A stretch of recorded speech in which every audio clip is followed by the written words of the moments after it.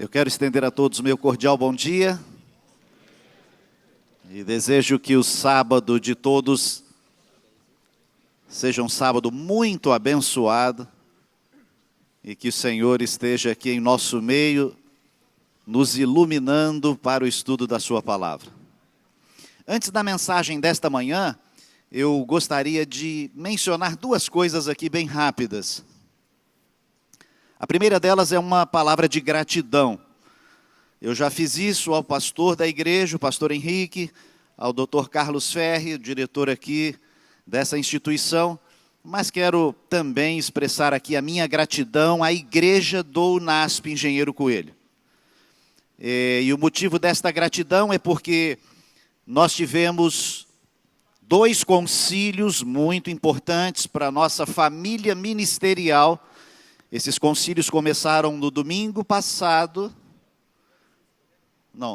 anterior e terminaram no domingo passado. E nós usamos aqui a igreja num dos sábados, com o concílio das esposas de pastores.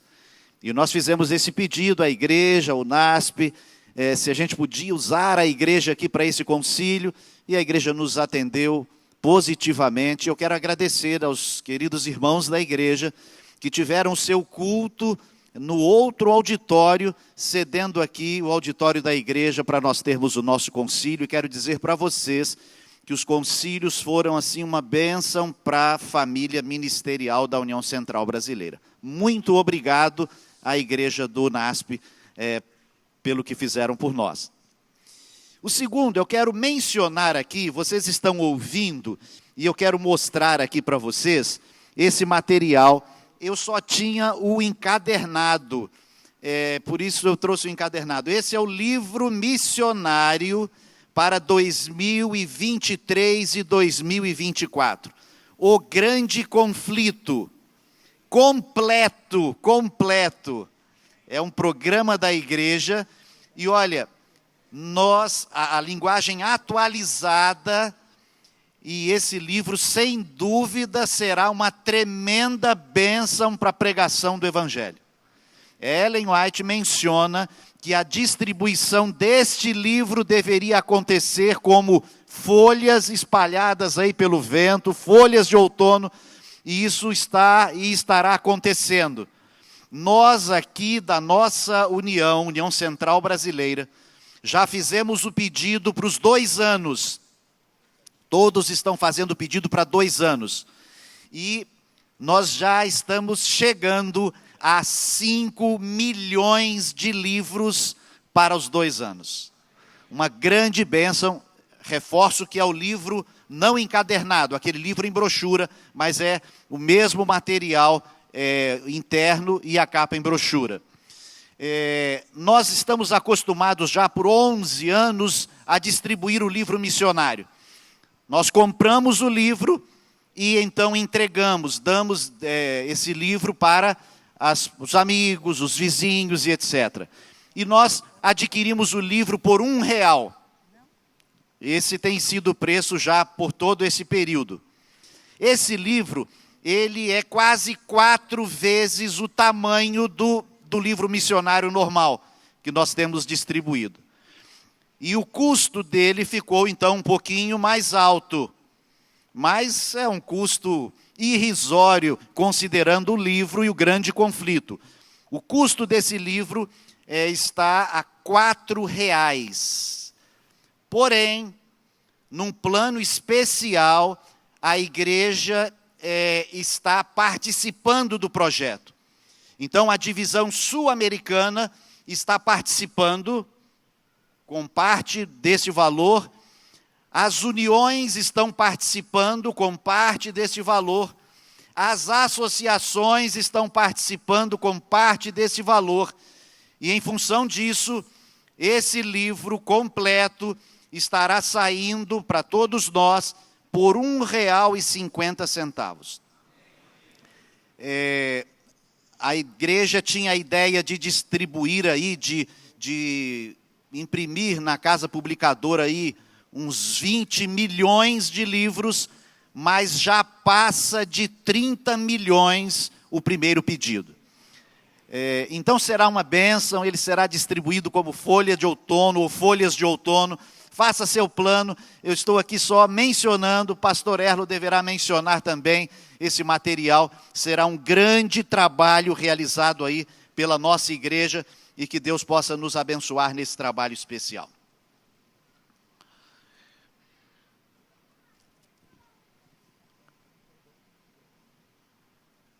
Era o mês de agosto de 1844. Eles estavam reunidos numa campal, mais ou menos 300 pessoas, e quem pregava era um ex-capitão naval, agora um pregador sobre a volta de Jesus, José Bates. Ele se dedicava à pregação desse tema, como vários outros pregadores naquela ocasião. O povo estava um pouco inquieto, porque estava muito quente. José Bates, ele já era conhecido, contava várias experiências que ele havia enfrentado em alto mar. E as pessoas estavam ali inquietas, ouvindo a mensagem, e a maioria já conhecia aquela mensagem, quando chegou um homem aparentemente desconhecido da maioria. Chegou num animal, desmontou, entrou no recinto, se assentou ali bem à frente, e José Bates continuou pregando sobre a volta de Jesus. Enquanto ele falava, levantou-se uma mulher bem corajosa no meio do auditório e disse assim: pastor Bates, por favor, pare, pastor. Nós estamos felizes com a sua mensagem, com a sua bonita pregação, já conhecemos esse tema, mas, pastor, nós estamos há 2 meses para a volta de Jesus. Era o mês de agosto, e Bates pregava que Jesus voltaria no mês de outubro. Nós estamos há 2 meses da volta de Jesus, e há entre nós um visitante que também tem pregado sobre a volta de Jesus e trouxe uma mensagem especial para nós. E ela apresentou aquele homem que havia chegado, que se chamava Samuel. José Bates provavelmente já tinha ouvido alguma coisa sobre este pregador, porque ele estava desenvolvendo um estudo sobre o tema da volta de Jesus, e ele então convidou Samuel para assumir o púlpito, e Samuel começou a pregar. E ele começou a pregar sobre o mesmo tema, volta de Jesus. E ele então disse para os irmãos: olha, contextualizou, e eu quero afirmar para vocês que Jesus vai voltar no ano de 1844. E eles disseram amém. E ele continuou e disse: e mais do que 1844, Jesus vai voltar no mês de outubro. E eles disseram amém, embora já tinham ouvido aquilo. E ele continuou seus estudos, apresentando o que ele havia encontrado. E ele disse: além de 1844 e além de outubro, Jesus vai voltar no dia 22 do mês de outubro. E o povo disse amém. Aqueles cristãos de denominações religiosas diferentes cometeram uma falha na interpretação da profecia.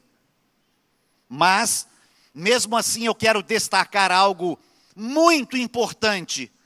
Eles tinham certeza de que Jesus voltaria nos dias deles. A certeza era tão intensa que eles queriam compartilhar aquilo com todas as pessoas. Muitos outros tiveram essa certeza, escreveram sobre essa certeza. Nós teríamos aqui centenas de passagens da Bíblia, onde os escritores, os profetas, inspirados por Deus, eles falam desta mensagem e dessa certeza. Por exemplo, Ezequiel, num dos capítulos do seu livro, o capítulo 7, ele menciona algo a respeito. Ezequiel, capítulo 7, no verso 1 e no verso 2. Vejam o que diz aqui Ezequiel. Veio ainda a palavra do Senhor a mim, dizendo: ó tu, filho do homem, assim diz o Senhor Deus acerca da terra de Israel: haverá fim. O fim vem sobre os 4 cantos da terra. Ele está falando aqui do fim, falando da nação de Israel, mas ele menciona o fim em outros lugares. Ezequiel estava preocupado com o fim. Quando nós vamos a Lucas, nós temos no capítulo 21 de Lucas, um capítulo que é bem parecido com o capítulo 24 de Mateus, aquele capítulo que apresenta sinais da volta de Jesus. E Lucas vem trazendo aqui sinais sobre a volta de Jesus. E no verso 27 do capítulo 21, ele usa aquela frase conhecida: então se verá o Filho do Homem vindo numa nuvem com poder e grande glória. Lucas também estava preocupado com o fim. Será que a volta de Jesus ainda vai demorar muito tempo? Essa é a nossa mensagem, a nossa pregação, é a razão do nosso nome. Será que vai demorar muito? No livro Serviço Cristão, a página 96, Ellen White diz assim: todo cristão tem o privilégio não só de esperar a vinda de nosso Senhor, como também de apressá-la. Ela usa essas 2 palavras, esperar e apressá-la. Se todos os que professam o seu nome, continua Ellen White, se todos os que professam o seu nome produzissem fruto para a sua glória, quão depressa não estaria o mundo todo semeado com a semente do Evangelho. Rapidamente amadureceria a última grande seara e Cristo viria recolher o precioso grão. 2 coisas importantes: esperar, mas também apressar.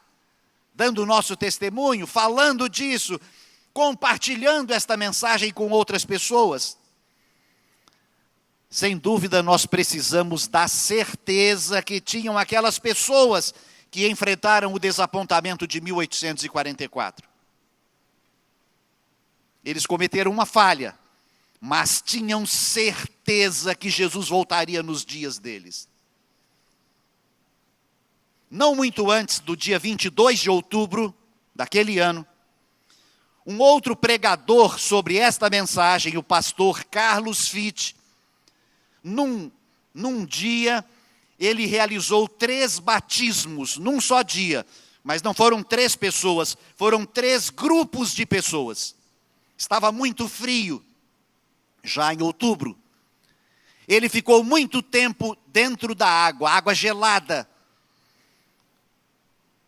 Em resultado disso, ele adoeceu e, vejam, na segunda-feira, dia 14 de outubro, o pastor Carlos Fitt faleceu. Eles publicavam um periódico que se espalhava com estas mensagens da volta de Jesus, e nesse periódico falava do falecimento do pastor Carlos Fitt, e dizia o seguinte a respeito da família: a sua viúva e os filhos órfãos estão na cidade de Cleveland, aguardando confiantemente a vinda do Senhor para reunir os membros espalhados da sua família. A irmã Fitt está sorridente e feliz. Isso por ocasião do funeral. A esposa está sorridente e feliz. Não é fácil imaginar seus filhos com lágrimas nos olhos, lhe perguntando após o funeral: mamãe, nós vamos ver o papai de novo? Sim, meus filhos, daqui a 8 dias Jesus vai voltar. E ele vai ressuscitar o papai, vai ressuscitar os irmãos que já morreram, e nós voltaremos a ser uma família feliz e agora para sempre. Na noite de segunda-feira, 21 de outubro de 1844, aquelas crianças tornaram a perguntar: mãe, então quer dizer que amanhã nós vamos encontrar com o papai? Sim, queridos, amanhã nós vamos encontrar com o papai.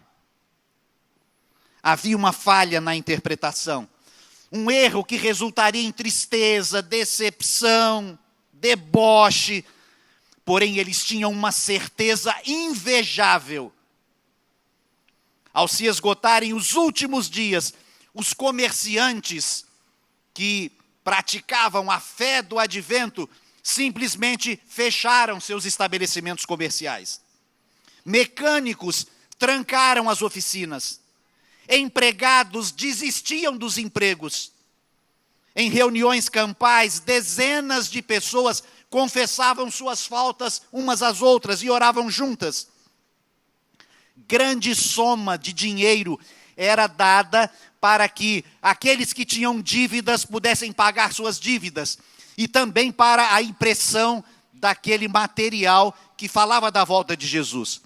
Chegou ao ponto dos que estavam trabalhando nas impressoras falarem: não precisa trazer mais dinheiro, o que nós temos aqui é suficiente para imprimir todo o material até o dia da volta de Jesus. Isso fez com que muitos doadores saíssem tristes por não poderem mais contribuir. No campo, alguns fazendeiros abandonaram suas plantações. As batatas permaneceram na terra, maçãs apodreciam nos pés. Na cidade, um professor, juiz e um político renunciaram seus cargos. Na Filadélfia, um alfaiate, ele fechou a sua alfaiataria e colocou uma placa bem grande assim na porta da alfaiataria, em homenagem ao Rei dos Reis, que aparecerá dia 22 de outubro. Grandes instituições dispensavam seus funcionários. Metodistas, congregacionais, presbiterianos e outros se apressavam para serem batizados, não numa igreja, mas na mensagem do advento.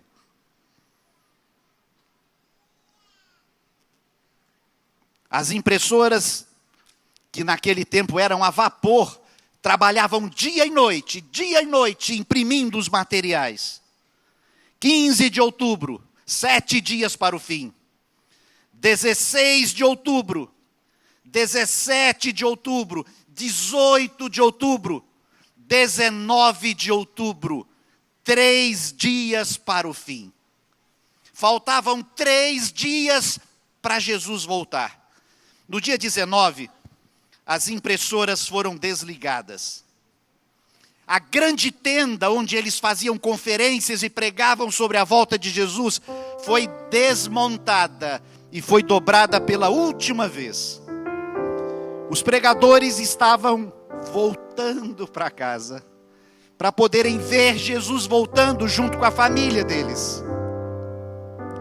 Naquela ocasião, ao se separarem, era muito comum eles cantarem um hino. Esse hino está no inário, no novo inário adventista também. É o hino de número 500. E a letra do hino que o pastor Lineu está tocando diz assim: há um país de eterna luz, é sempre dia lá, e nessa pátria que reluz, a noite findará.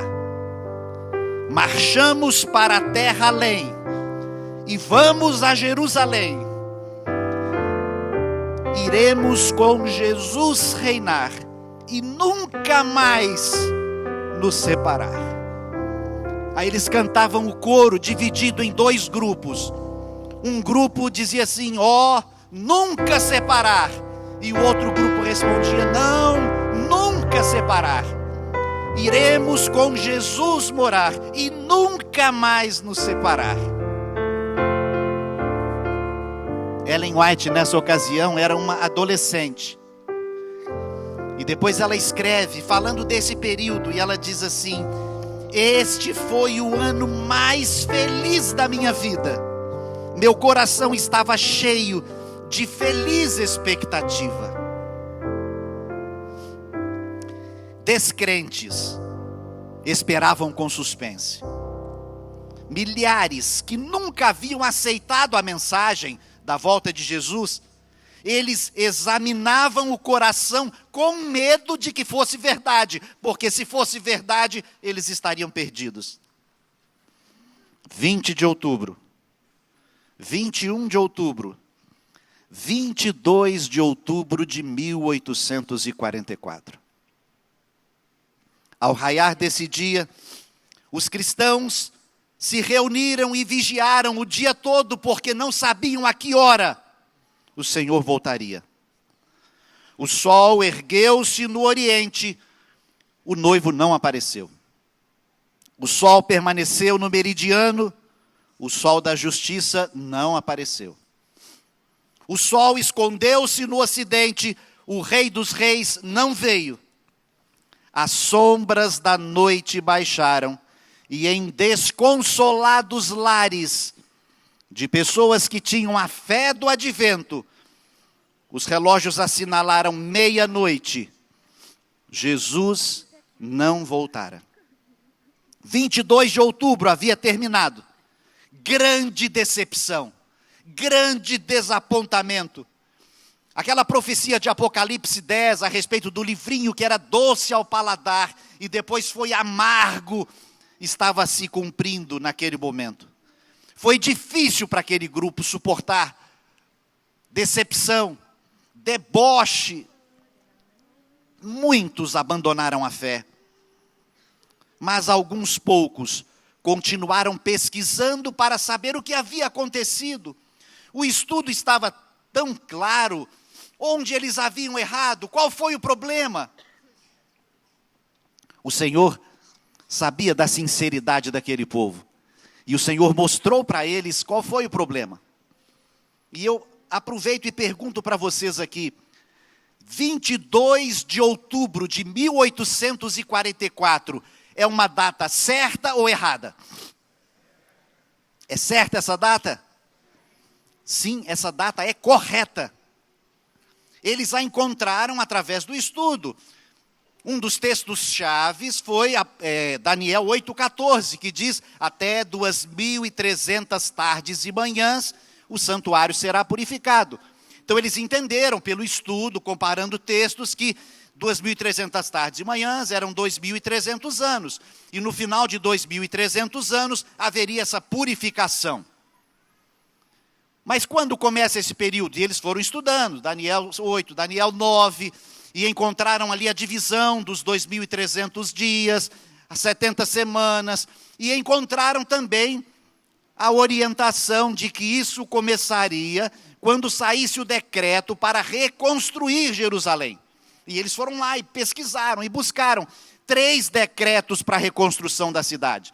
Não dava para ser o primeiro, não dava para ser o segundo, então teria que ser o terceiro. O decreto de Artaxerxes, no ano 457 a.C.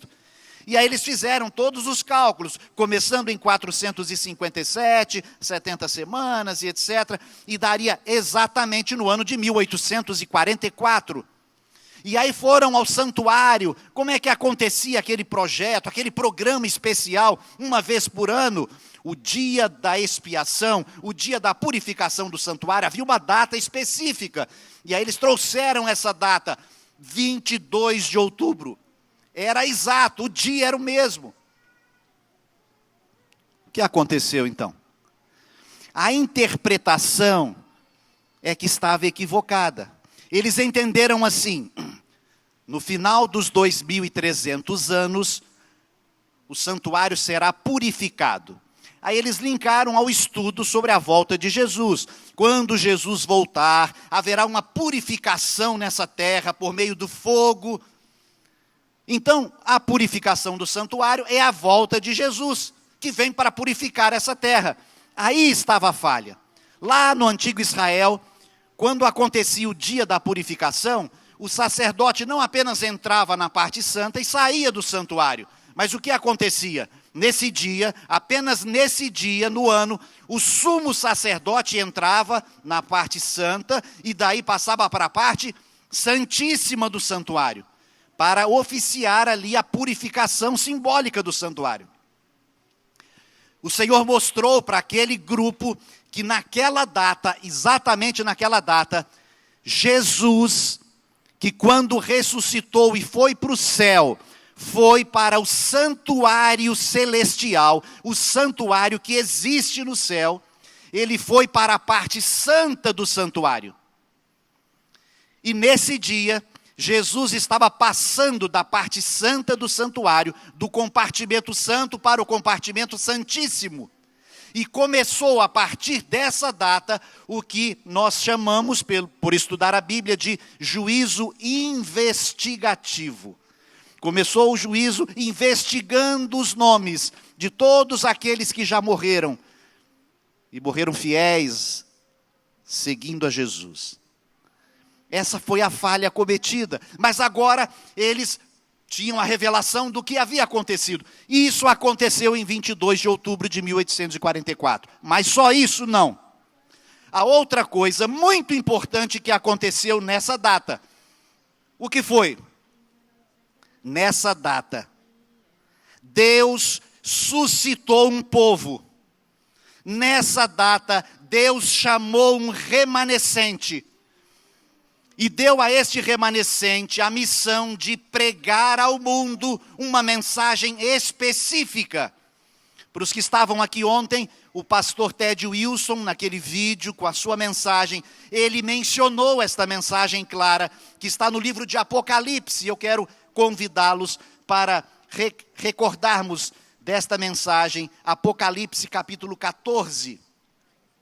Apocalipse capítulo 14.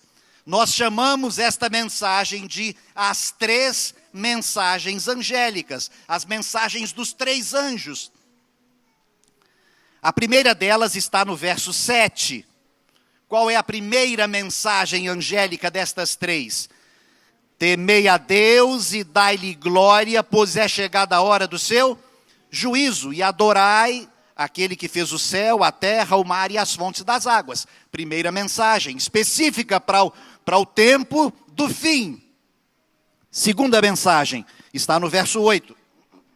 Seguiu-se outro anjo, segundo, dizendo: caiu a grande Babilônia, que tem dado a beber a todas as nações do vinho da fúria da sua prostituição. Confusão religiosa. Segunda mensagem. E a terceira mensagem, no verso 9, diz assim: seguiu-se a este outro anjo, terceiro, dizendo em grande voz: se alguém adora a besta e a sua imagem, e recebe a sua marca na fronte ou na mão, também este beberá do vinho da cólera de Deus, preparado sem mistura, do cálice da sua ira, e será atormentado com fogo e enxofre diante dos santos anjos e na presença do Cordeiro. A terceira mensagem angélica é clara, falando daqueles que preferem adorar o anticristo e receber o sinal do anticristo, que é um sinal contrário ao sinal de Deus. O sinal de Deus, nós temos de forma clara na Bíblia, é o sábado, a guarda do sábado. E o sinal do anticristo é a guarda voluntária do domingo. Este povo, chamado por Deus nesta data profética, se organizou e recebeu o nome de Igreja Adventista do Sétimo Dia. Uma igreja que surgiu num movimento profético, uma igreja que surgiu numa data profética. Esta igreja não surgiu porque um líder brigou com outro líder, eles se separaram, um foi ali para o outro bairro e ele fundou uma outra igreja. Não foi assim. A Igreja Adventista do Sétimo Dia surgiu numa data profética e bíblica, um povo chamado por Deus para pregar uma mensagem específica ao mundo nos últimos dias da história desse mundo. Tudo isso aconteceu há 178 anos atrás. E Jesus ainda não voltou. Quantos anos mais nós ficaremos aqui? Quantos anos mais você quer ficar aqui? Eu gostaria de imaginar com vocês uma história, fruto da imaginação. Eu não estou tratando aqui de uma história que eu conheço, que aconteceu. E eu quero convidá-los para imaginarem comigo uma família. Uma família adventista. Mãe, pai, um filho, uma filha.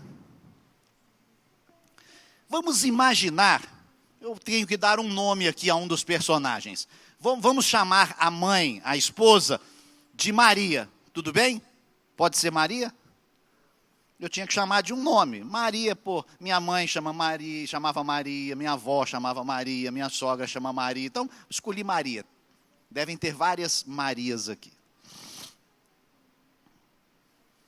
A família tinha o seu dia a dia normal.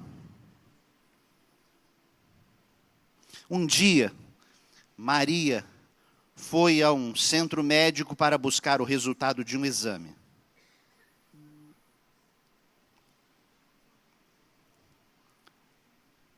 E ao receber ali o resultado, ela ficou sem chão.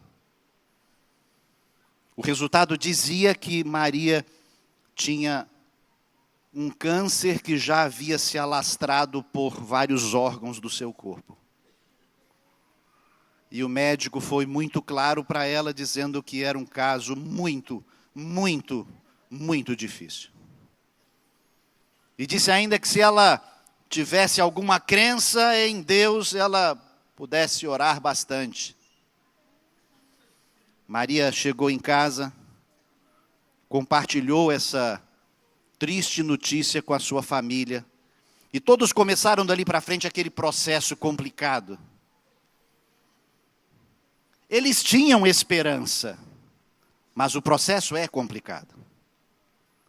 Agora, uma coisa preocupava muito Maria, e isso ficava martelando na cabeça de Maria. Havia uma situação que Maria e Deus sabiam, mais ninguém. E era isso que ficou martelando na cabeça dela. Maria, olha que pelas perspectivas humanas, você não tem muito tempo. Não deixe nada pendente, Maria. Tem alguma coisa para resolver? Resolva. Tem algum pecado para confessar? Confesse. Deus é Pai, perdoa. Não deixa isso para frente, para frente. Isso era o que ela sentia na sua mente, na sua consciência. O tempo passou, Maria piorou e lamentavelmente ela veio a falecer. O tempo passou, os anos passaram e o esposo de Maria também faleceu. O tempo passou, os anos passaram e os filhos de Maria também faleceram.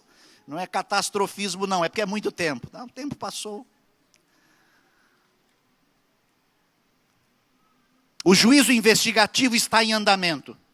Tão logo termine o juízo investigativo, Jesus sairá do santuário celestial e virá a essa terra para buscar os seus filhos fiéis. Jesus está voltando. Imaginem a cena. E tomara que aconteça nos nossos dias. Olharmos para o céu e vermos aquela pequena nuvem que vai crescendo, crescendo, ficando brilhante, e todos identificam, é a volta de Jesus. Os anjos vão aqui num trabalho esplêndido de unir pessoas separadas há anos pelo sono da morte. De repente um anjo para diante da sepultura do marido de Maria, dá a ordem e ele sai da sepultura. E o mesmo acontece com o filho de Maria, e o mesmo acontece com a filha de Maria, e eles se abraçam, e eles choram, riem. E eles então vão até a sepultura de Maria e ficam ali abraçados, ansiosos pelo momento de que ela também vai se levantar da sepultura. E eles esperam,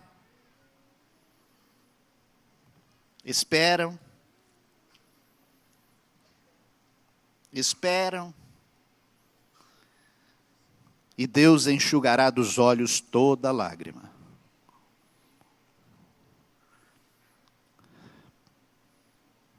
Pai e filhos vão para o céu.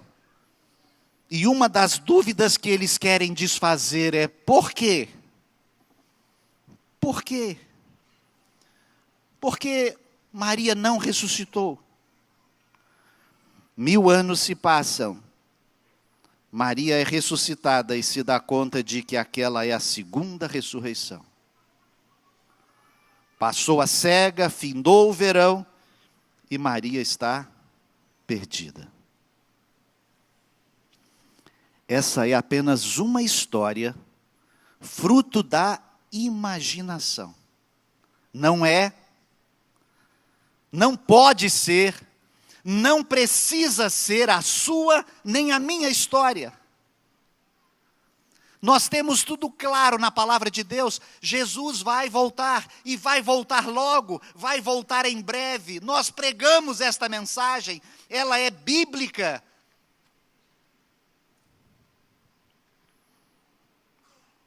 Mas nós precisamos nos preparar para aquele dia.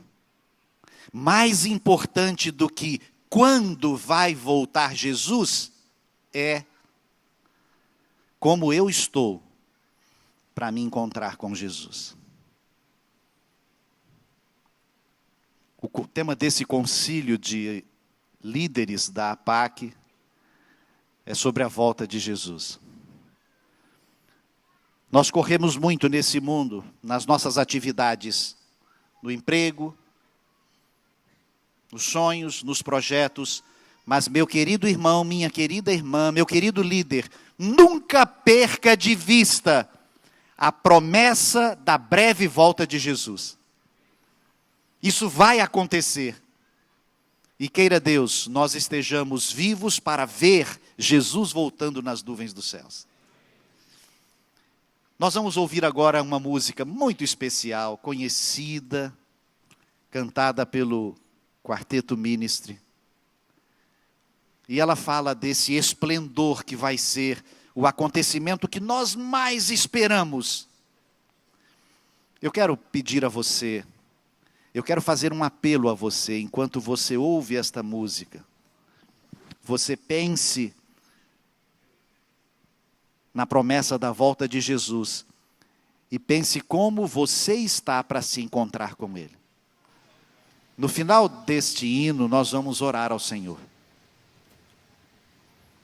E eu gostaria sinceramente que você fizesse uma entrega muito especial a Deus e confirmasse esse pacto de que você está esperando Jesus voltar com poder e muita glória.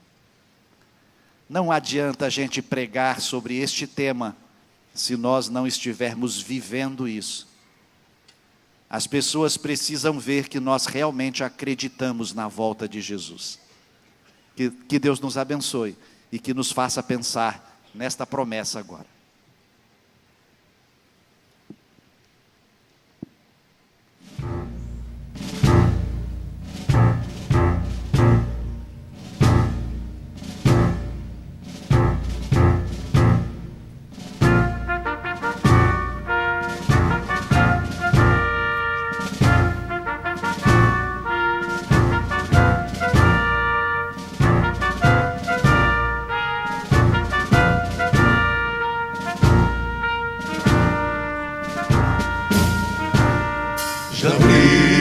A glória eterna de Jesus, o Rei dos Reis.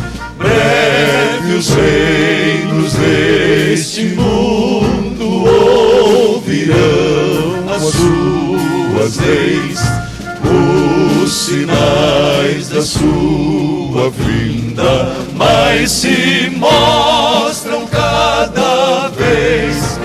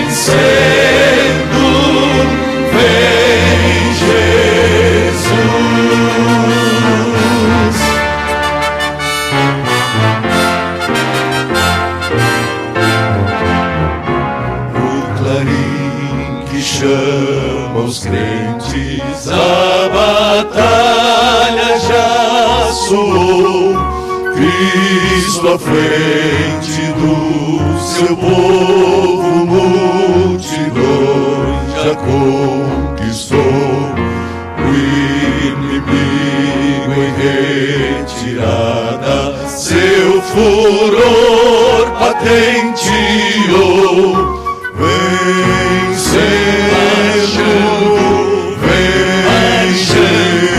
vem marchando, vem marchando, glória, glória, aleluia, glória, glória, aleluia, glória, glória, aleluia, vencendo, vem Jesus.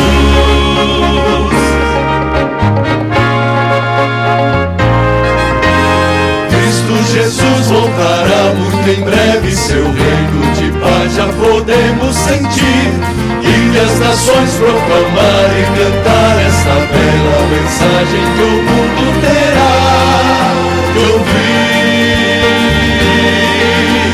Cristo vem logo, Cristo vem logo, outra vez. Cristo vem logo, Cristo vem logo, Cristo em breve virá.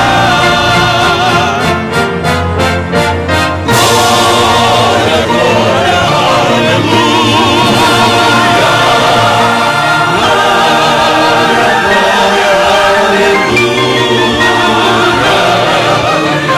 glória, glória,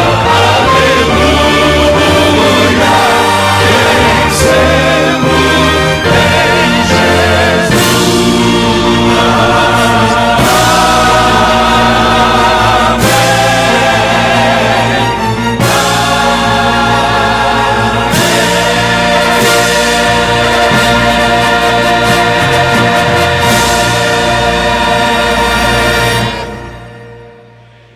Amém. Vamos orar. Nós louvamos o teu nome, Senhor Deus, porque nós não temos mais nenhuma dúvida. As profecias estão claras, os sinais estão claros, e nós temos a certeza de que o Senhor vai voltar. Nós esperamos que isso aconteça nos nossos dias. Nós não sabemos o dia, não sabemos a hora, mas os sinais mostram que muito em breve isso vai acontecer. Coloque em nosso coração e em nossa mente, Senhor, esta certeza absoluta. E que esta certeza nos leve a um preparo de fato e de verdade. Um preparo sincero de nossa parte. Não permita que nós nos acostumemos com as coisas desse mundo.